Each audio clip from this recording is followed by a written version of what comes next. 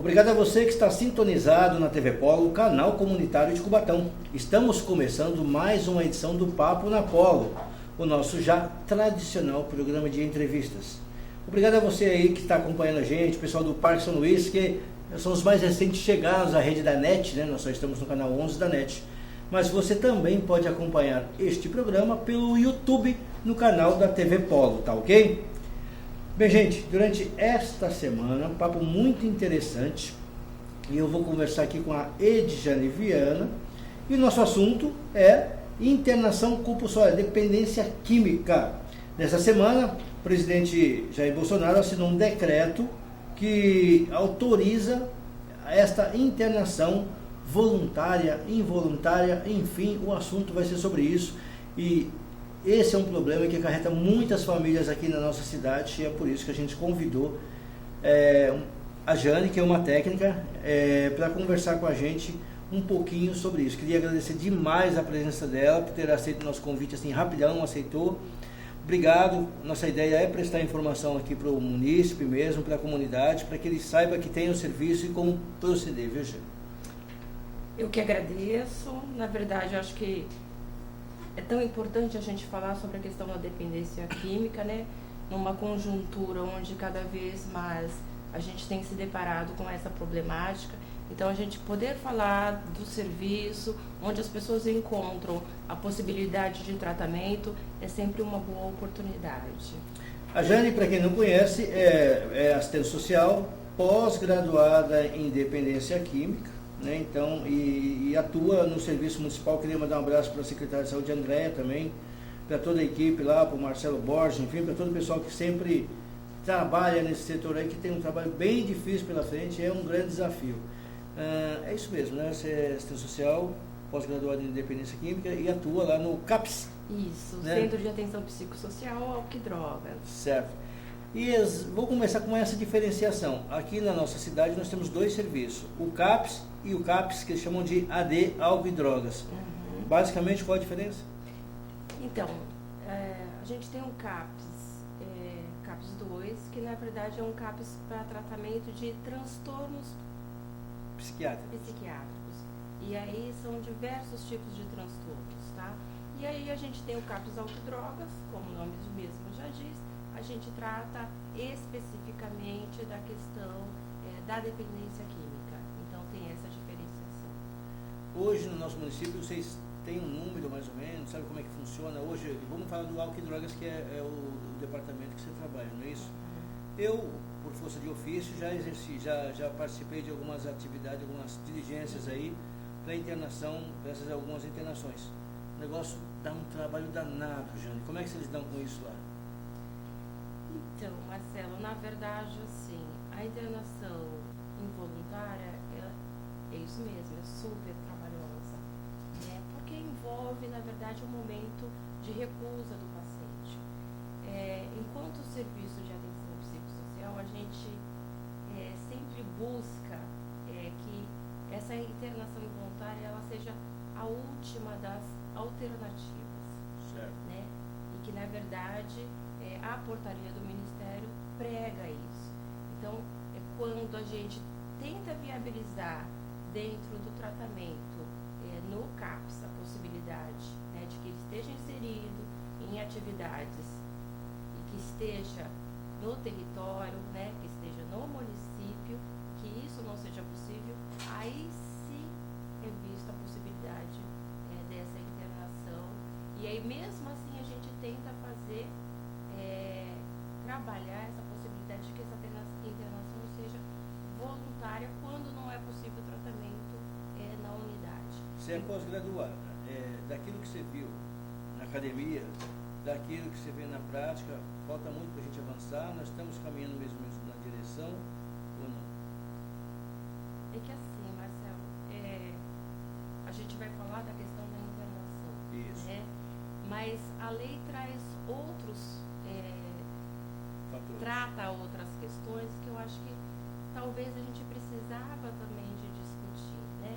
Então, assim, a lei traz questões super importantes para a gente de interface com outras políticas públicas, né? De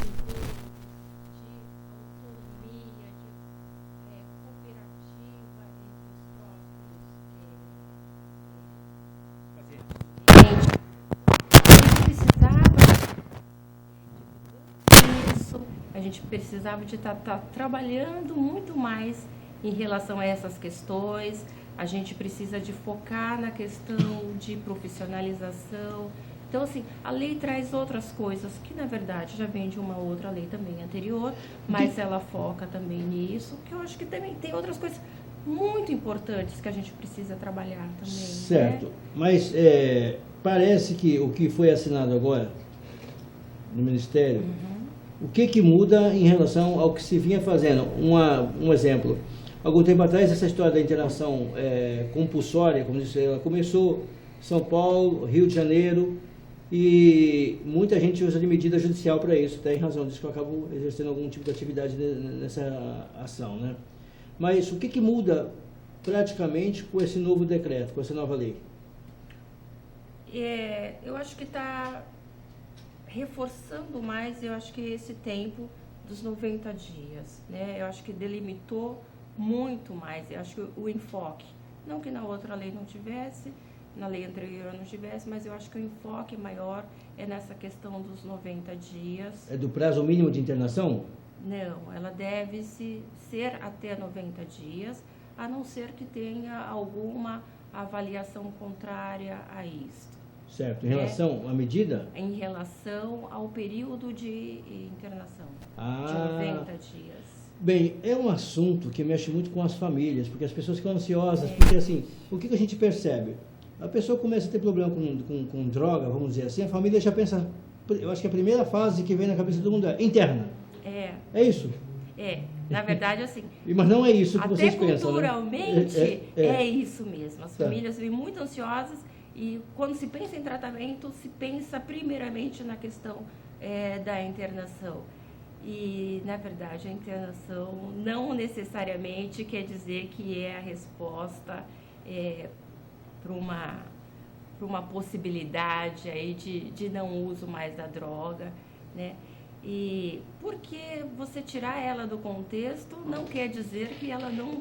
O contexto de uso, o contexto que ela vive, não quer dizer que ela não vai mais usar a droga. Você acha que é possível, assim, não sei, assim, pelo que você está me dizendo, se eu estiver entendendo errado, por favor, né, me corrija.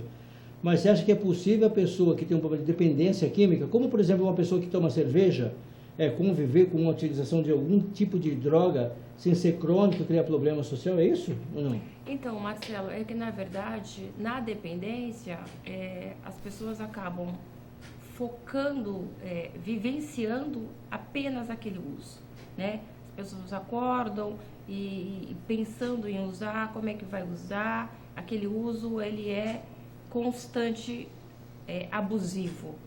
O que a gente precisa de trabalhar, e isso é trabalhado no tratamento, né? Qual outro foco que ele vai dar para a vida dele? Então, certo. Assim, onde a questão do uso, ele não vai se tornar prioridade. E aí vai entrar diversas áreas do tratamento. Então, assim, a gente conta com a equipe, né? De médico clínico, médico psiquiatra, terapeuta ocupacional, eu sou assistente social, tem enfermeiro, tem psicólogos. A gente precisa de trabalhar em conjunto e em outras políticas públicas exatamente para isso, para que assim, não seja primordial na vida dele apenas o uso da droga. Entendi. Né? Tá bom. Olha, gente, eu preciso fazer um rápido intervalo aqui. Estou conversando com a Jane Viana. Nós estamos falando sobre esse assunto em razão dessa assinatura do decreto que possibilita a internação involuntária. Isto não é a salvação da lavoura. Ela acabou deixando claro isso. Mas a abordagem e o conhecimento desse assunto é um fato importante que você vai ficar sabendo aqui daqui a pouco, depois do intervalo, tá bom? Sai daí não, eu volto já já.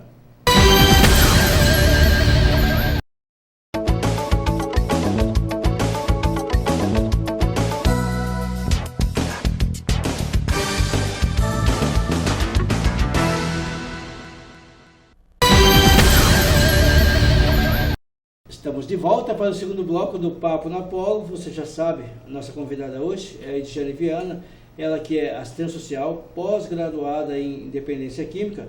E o assunto é exatamente isso, o impacto, né, que esse novo decreto do Ministério da Saúde cai sobre a internação involuntária.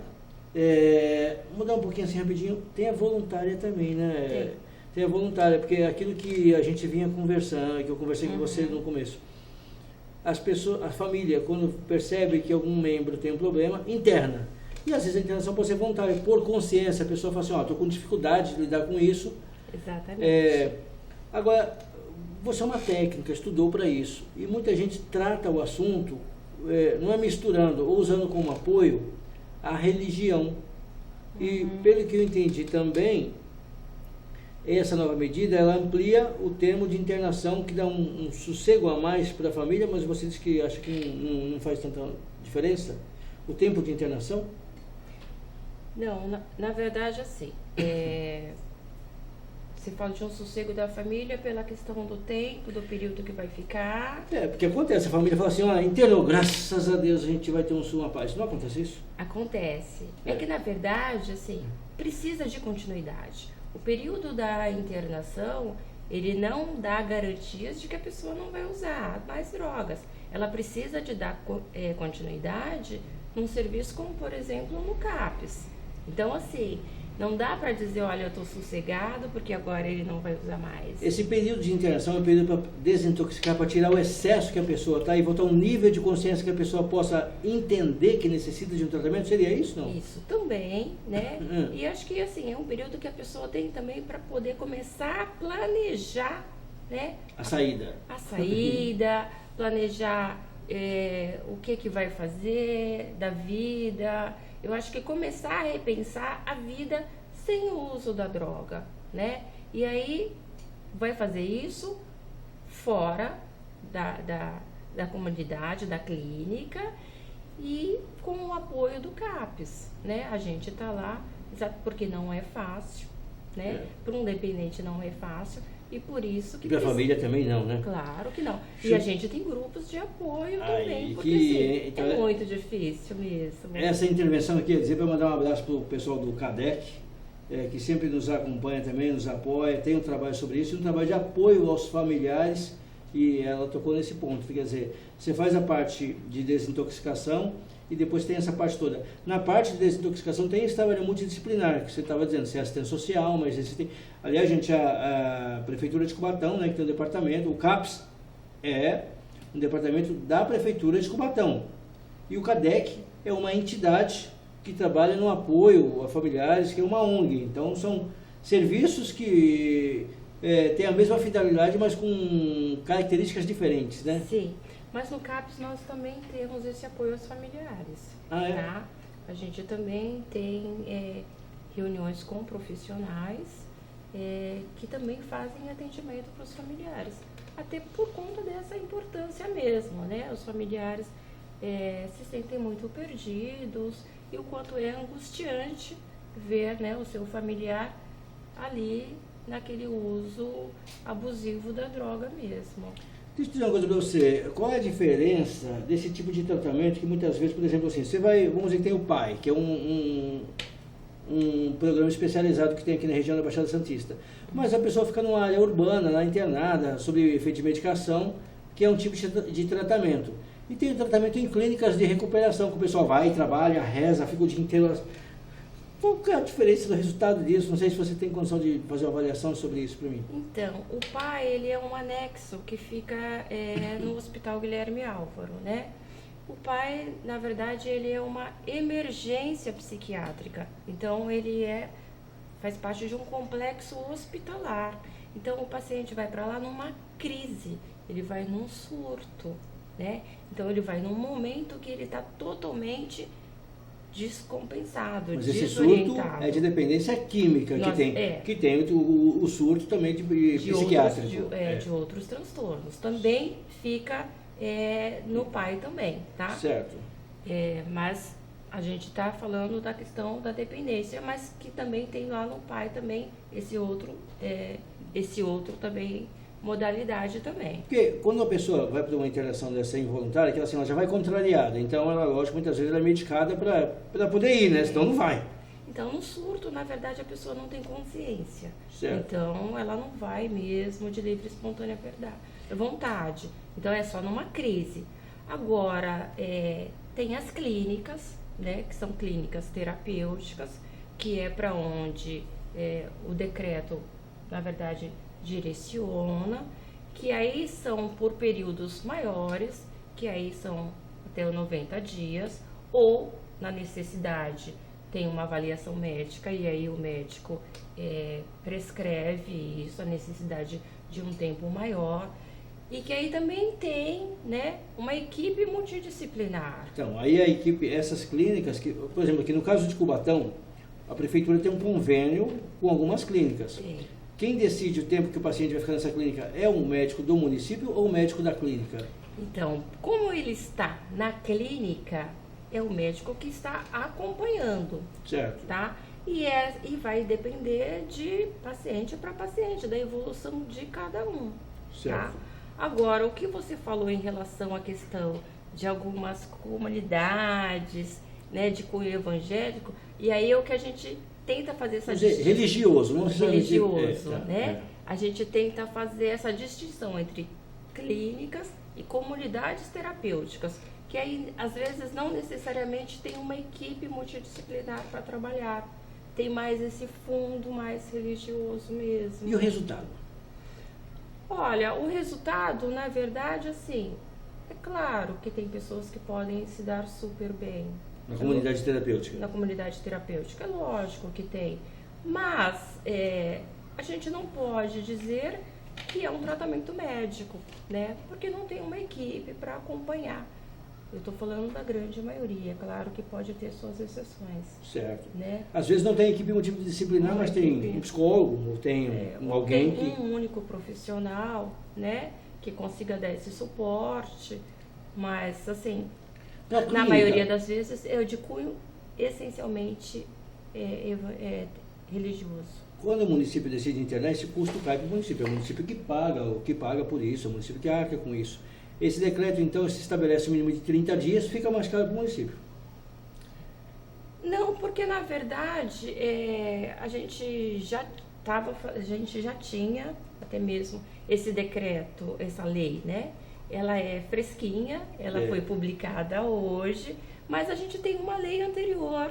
Você já vinha trabalhando nisso? Que a gente já vinha trabalhando, então a gente já tem esse convênio e que na verdade esses moldes também, que o período de internação ele varia muito de acordo com cada paciente e que geralmente não ia muito menos do que 3 meses não, né? Que são os 90 dias colocado na lei. Bem, Jane, gente, estou conversando com a Jane Viana aqui, daqui a pouco a gente vai falar um pouquinho mais como é que funciona para você que precisa do serviço. Como é que você bate na porta, como é que você entra em contato, como é que você pode ajudar alguém que está passando por esse problema. Mas eu vou fazer um rápido intervalo, daqui a pouco eu volto já. Sai daí não.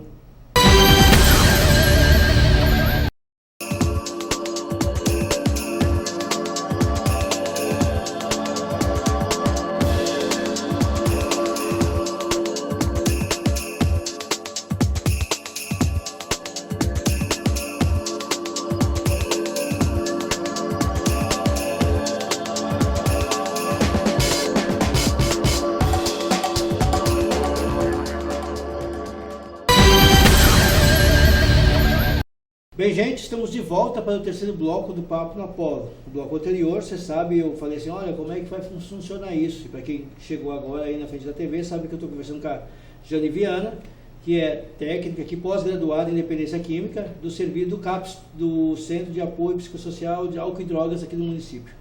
Então, assim, as famílias que precisam disso, de repente você em casa fala, estou passando da conta, acabei me envolvendo nisso, como é que eu posso fazer? Sozinho eu não vou conseguir. Eu bato na porta de uma clínica, eu posso ir lá no CAPS Álcool e Drogas, pode ir? Pode. Pode ir? Bate na porta sim. lá? Na verdade, é isso mesmo, Marcelo. O CAPS é o que a gente fala que é portas abertas. Portas abertas quer dizer o quê? Não precisa de encaminhamento de nenhum outro serviço. Eu não preciso de passar na UBS, pegar o encaminhamento do clínico ou de um IPS, nada disso. Eu posso estar indo ao CAPS diretamente.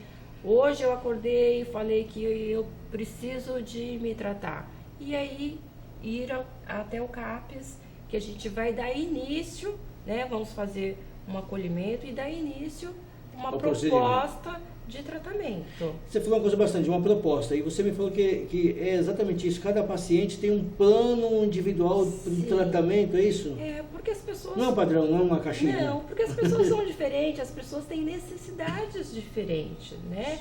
Então, muitas vezes, o que vai dar certo para uma pessoa, para outra pode ser completamente diferente, não atende às necessidades dela. Então, para cada pessoa, a gente precisa de pensar o que pode ser mais efetivo.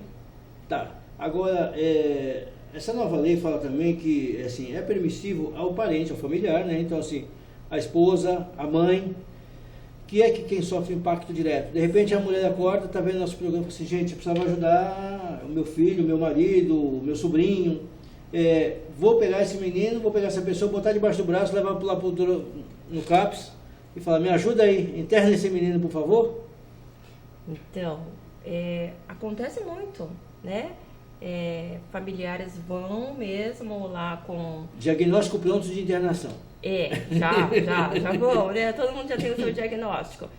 Mas é o que eu falei, e aí a gente vai fazer uma primeira avaliação, um primeiro acolhimento, e aí sempre pensando que a internação em comunidades terapêuticas, em clínicas, ela é uma última possibilidade. Dificilmente o CAPS vai orientar o tratamento numa comunidade terapêutica, né? Sem conhecer o paciente, sem saber as necessidades, sem saber um pouquinho dele. Então, assim, primeiro a gente precisa entender o histórico, o padrão de consumo, né? Como é que ele se relaciona com a família. A gente precisa de conhecer um pouquinho mais, e isso é uma proposta que a gente pode fazer em meio aberto. E aí, se vai para uma internação, isso é no decorrer do tratamento. As drogas sintéticas, elas têm sido cada vez mais oferecidas com mais facilidade no meio urbano, então, e atinge cada vez mais jovens, né? Sim. E eu estou falando da droga sintética, crack, essas coisas, deve ter outras novas por aí também, mas o álcool também, o procedimento é o mesmo? O procedimento é o mesmo. Tá. O álcool não tem diferenciação nenhuma. Na verdade, o álcool é uma das drogas mais consumidas, até porque é uma droga legalizada, né? E os efeitos são tão destrutivos quanto qualquer droga que seja ilegal. Você acha que assim, o paciente que é dependente químico, ele pode ser crônico ou não? Então, pelo menos, basicamente é isso. Vamos dizer assim, mesmo, que é a relação daquilo que tu, por exemplo, você bebe lá, vai lá no botequinho na esquina, todo dia gosta de tomar uma pinguinha, um exemplo. Você não é você pode ter uma dependência química, porque você toma todo dia, mas aquela relação tua não cria, ou pelo menos segundo a pessoa acha, não cria nenhum problema, mas ele pode estar criando também, é isso? Então, E é possível também que se conviva desta maneira. Na verdade, existem alguns critérios para a gente estar diagnosticando como dependência química, né? Então, na verdade, tem a questão de um uso mais contínuo, mas também tem a questão do quanto a droga ela vai impactar na sua vida. Então, assim, você bebe todo dia um pouquinho, mas de que forma isso impacta na sua vida ou não? Então, tem essas coisas que a gente precisa de estar avaliando. Não é porque você toma a sua cervejinha que você é um dependente. Eu acho que a gente precisa de fazer algumas, na verdade, alguns esclarecimentos. A gente até, muitas vezes, recebe alguns encaminhamentos porque a pessoa disse em algum momento que fazia uso de álcool. Né? Mas assim, esse álcool ele é prejudicial. Jovem, quando você falou isso, em relação aos jovens? Ou não? Isso também, muito, né? Então assim, é prejudicial, né? No caso de adolescente, né? Esse adolescente está fora da escola, esse adolescente tem que outras problemáticas têm acontecido na vida dele, né? Não é um uso experimental que vai determinar se ele é um dependente químico ou não. É claro que é uma coisa que a gente pode estar trabalhando e que chama a atenção o uso do álcool. Tá. Mas isso não quer dizer que é uma dependência. Jane, aqui no nosso município, como é que funciona? Então, eu falei da história do bater na porta, mas como é que funciona? A pessoa fala assim, eu precisava ir lá, precisava ter informação. Tem um plantão, tem uma pessoa que pode orientar. tanto a pessoa que precisa de ajuda quanto um familiar? Tem. E aonde fica? Na verdade, o CAPS, ele funciona... O que a gente fala de plantão é assim, é um técnico, seja eu enquanto assistente social, mas tem psicólogo, tem enfermagem, terapeuta ocupacional. Então, é o que a gente fala que são os técnicos para atender quem chega sem agendamento pedindo orientações, o que a gente fala que é o primeiro acolhimento. Então, são pessoas que não fizeram nenhum tipo de agendamento e aí querem iniciar um tratamento. Então, é só ir ao CAPS diretamente, tá? O CAPS, ele funciona na Armando Salles de Oliveira, número 660, aqui no Jardim São Francisco. Alguma informação por telefone, outro meio de comunicação, assim ou não? Nosso telefone é 3372-6524. 3372-6524. 6524. Certo. E na Armando Salles de Oliveira, número? 660. Certo. Você acredita, então, que o impacto dessa medida que foi dictada agora, em razão da experiência que o município tem, vem convivendo com todo esse problema que é grave, acaba não impactando tanto, é isso? Que a gente está mais ou menos no caminho? Sim, olha... Ou, por exemplo, assim, as medidas judiciais vão deixar de ser tão necessárias porque diminuiu o caminho?